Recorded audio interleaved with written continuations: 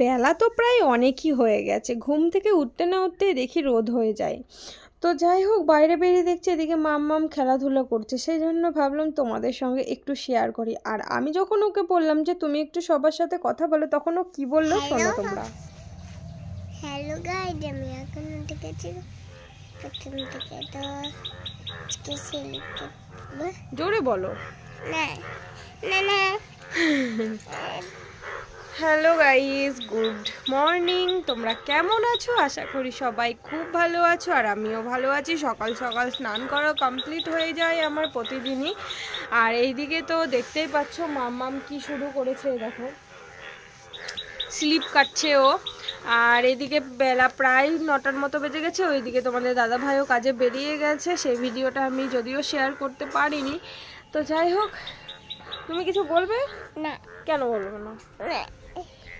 তো মাম্মাম কালকে অনেকগুলো লিচু খেয়ে পেট খারাপ করে ফেলেছে, তাই তো?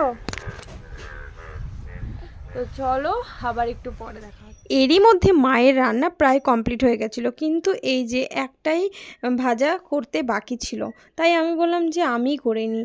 এই দেখো করলা আলু ভাজা, তো এইটা আমি করে নিচ্ছিলাম, কারণ আমাদের এখানটায় জানো তো চোখের ডাক্তার বসেছিল, আর মা গেছিলো সেই ডাক্তারের কেই দেখাতে। সেই কারণে আমি বললাম চলো এটা আমিই ভেজে নিই, তাহলে মাকে এসে আর করতে হবে না। সেই কারণে আমিও ভেজে নিচ্ছিলাম এই আলু দিয়ে করলা দিয়ে ভাজা, কারণ এইটা গরম গরম ভাতে খেতে বেশ ভালো লাগে। আর মা তো ওইদিকে রান্না করেই ছিল তরকারি, চলো তোমাদের দেখাই একটু।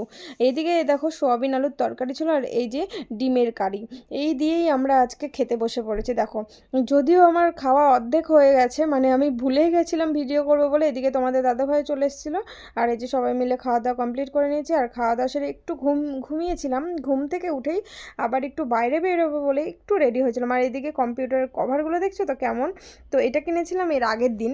তো যাই হোক, এরপরে আমি চলে এসেছিলাম বাইরে, আর বাইরে বেরিয়ে দেখো মাম্মাম কি করছে, আরও কতটা দুষ্টুমি করছিল সেটা তোমরা দেখো।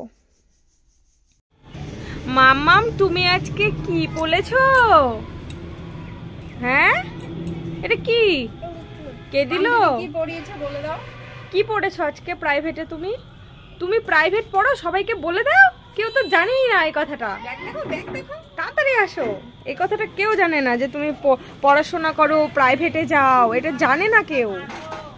বলো বলো বলো, সবাইকে বলো। কি পাগল রে, তুমি নাচছো কেন? একটু বলো তো কেন নাচ করছো? তুমি দুষ্টু করছো? কি করছো? মামা সবাই খারাপ বলবি। তুমি গুড গার্ল না? সবাই তোমাকে জানো কত ভালোবাসে। না না না না না, লিচু খাওয়া দেখি দাও, আমি কিভাবে লিচু খাচ্ছি সবাই দেখো। বলো বলো বলো বলো বলো, একটু লিচু খাওয়া দেখি দাও তো, কিভাবে খেতে হয় শিখিয়ে দাও সবাইকে। এরকম করে কে লিচু খায়?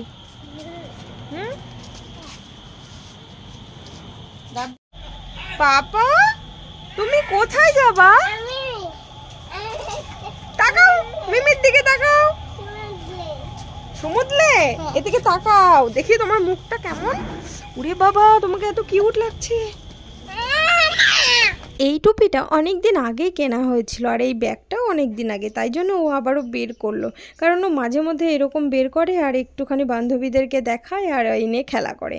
তো এতেই ও অনেক খুশি হয়ে যায়। দেখতেই পাচ্ছ কত নাচানাচি, কত আনন্দ, কত হই হুল্লোড়। এই দেখতে দেখতে প্রায় আমি বাড়ি এসে এই যে নেল পালিশ পরেও ফেলেছি। এই নীল পালিশটা কেমন লাগছে কালারটা জানাবে। আর এই যে পায়ে আমি যেটা পরেছিলাম, এটা আমি দুটো কালার দিয়ে মিক্সড করে এই কালারটা করেছিলাম, কারণ এই কালারটা আমার পরার অনেক দিন ধরে ইচ্ছে ছিল।